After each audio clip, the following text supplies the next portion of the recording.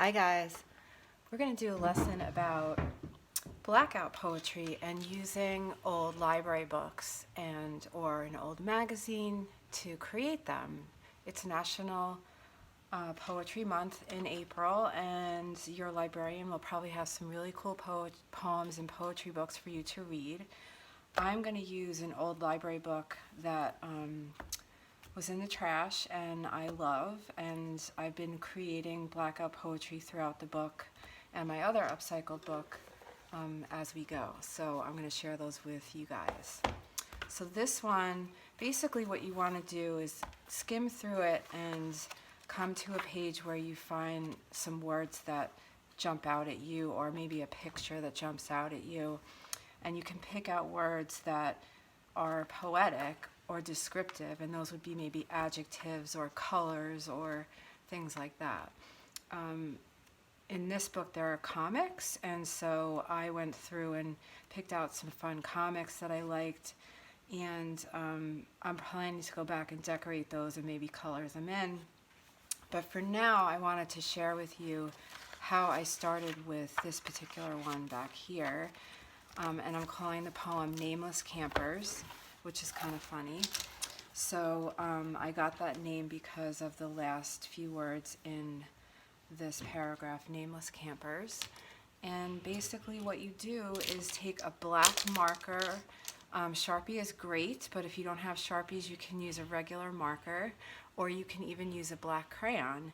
And you start by skimming the words and blacking out the ones that may not sound poetic to you. And it's not about, there's no really right or wrong here in blackout poetry. There's definitely ways to write different poems and different types of poems, but in this case it's really just focusing on how the words flow in your mind and your imagination. It's not about a technique, a set technique for the poem itself. So what I did is I went in right away and I just blacked out lines that I didn't want, and then I go back and make sure it sounds the way I want it to by just reading the words that are not highlighted or blacked out, and then I can take a colored marker and highlight those so they stand out.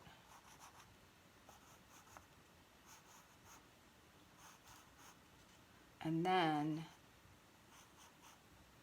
I will go back and re-black out bigger chunks to really make these words pop. And I love this picture of Lucy and Snoopy. Snoopy is one of my favorite characters. And this is a poem about friendship. As you can see, they're showing affection. And I'm sure that's been on everyone's mind, friendship and all those themes during Poetry Month. So now you can see that the yellow has made the words that I would like readers to read stand out. So it's basically, you can use a highlighter if you want. Now I'm going to go back with my black Sharpie and I'm going to re-blacken everything into bigger chunks. And that helps really focus on the blackout part of this art lesson.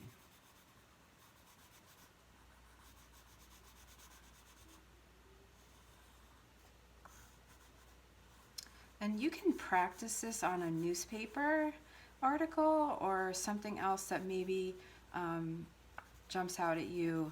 I definitely want you to use items that are in the recycling. I don't want you to damage any good books that you might have that you would be sad about if they were to be written in, because usually that's not what we do with books, especially library books.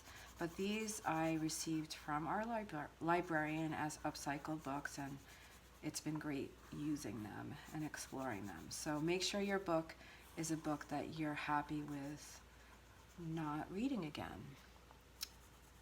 So here is where you can make a design with the blackout chunks, and it's sort of like building a house or a building and just going in and adding that detail. And this should take quite a while. It's going to take some steps for you to really focus on doing that. And you can change these blocks into any shape that you like. So I will speed this up in a different video and show you how this turns out, because I plan to go in and color all sorts of things, especially like the picture here. I think it's so cute. So nameless campers, take a shot at it. Pick a page in your upcycled book. Maybe it's in your deconstructed book project that you're working on, 6th grade, or another book that you want. It could also be in a magazine that you're cutting up. I have so many magazines that I'm cutting up right now and just gathering pictures and photos and words, and it's a lot of fun. So I'm going to start working on this some more and speed up the next video for you so you see how it comes out. Have fun!